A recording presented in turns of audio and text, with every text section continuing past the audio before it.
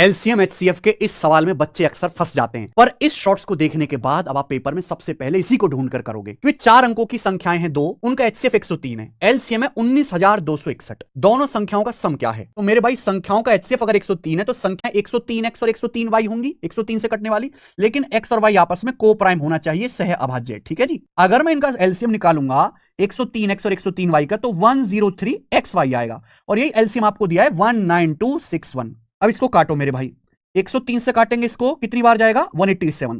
यानी कि x और y ऐसे दो सहभाज्य नंबर है जिनकी गुणा करके 187 आ रहा है। या तो भैया या तो 1 गुणा 187 होगा या फिर ये 11 गुणा 17 होगा, लेकिन यहां बोला है कि दोनों संख्याएं 4 अंकों की होनी चाहिए। अगर मैंने पहला केस माना x की जगह 1 रखा, y की जगह 187, तो संख्या 4 अंकों की नहीं आएंगी, यानी कि ये केस होगा। अगर मैं x की जगह 11 है, 103 गुणा 11 और दूसरी संख्या आएगी 103 गुणा 17, ये दोनों ही 4 अंकों की है और इनका सम आएगा जी 103 गुणा 28, यानी कि 2884। ये आपका आंसर है बी।